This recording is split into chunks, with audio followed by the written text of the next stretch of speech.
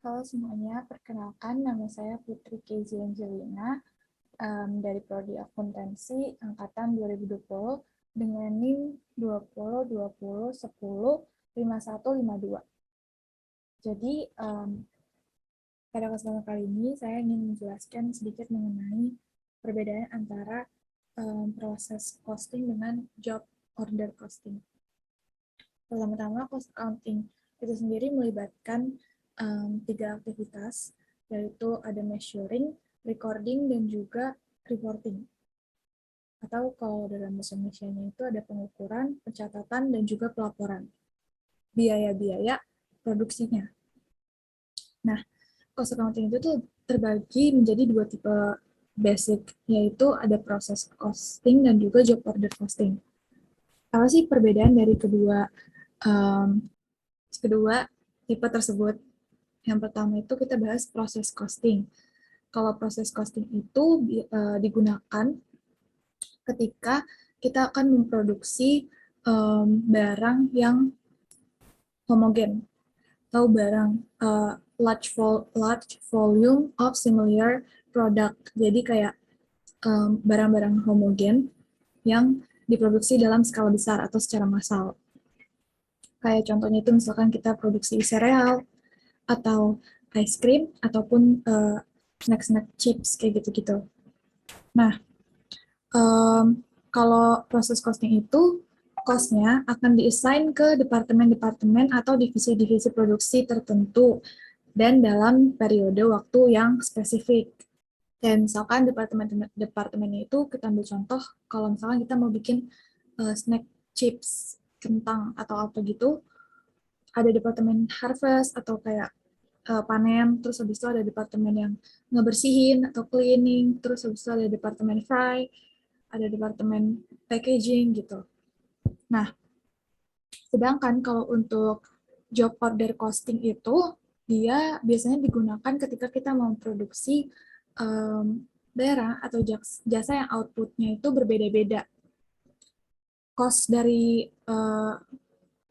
tipe ini itu di-assign-nya bukan ke departemen-departemen tertentu, melainkan kepada tiap job atau batch-nya.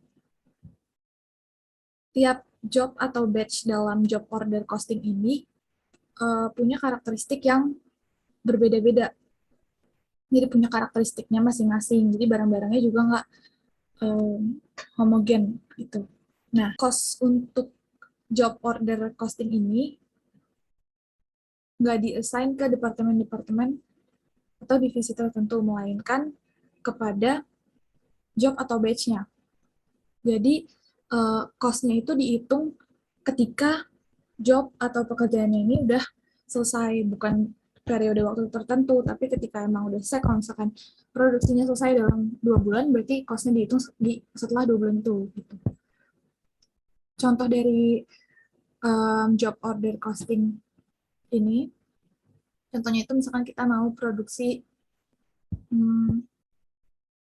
undangan pernikahan. Jadi itu tiap-tiap job atau tiap-tiap batch-nya itu beda. Misalkan untuk wedding-nya A dan B.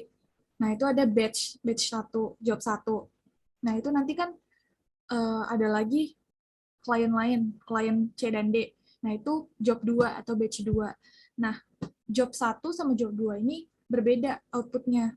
Misalkan job 1 nanti hasilnya kayak gimana, undangannya, bentukannya, itu kan dipengaruhi dari bahan bakunya sendiri, maunya kayak gimana, terus desainnya, terus kerumitannya juga. Pasti beda kan dari antara batch 1 sama batch yang kedua, kayak gitu.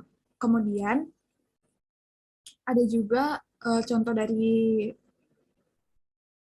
perusahaan jasa, misalnya kita bekerja sebagai buka jasa auditor.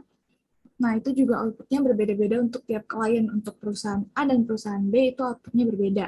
Maka dari itu, cost-nya juga bakal berbeda antara job satu dan juga job yang lain. Karena pembebanannya dihitung berdasarkan order tiap kliennya.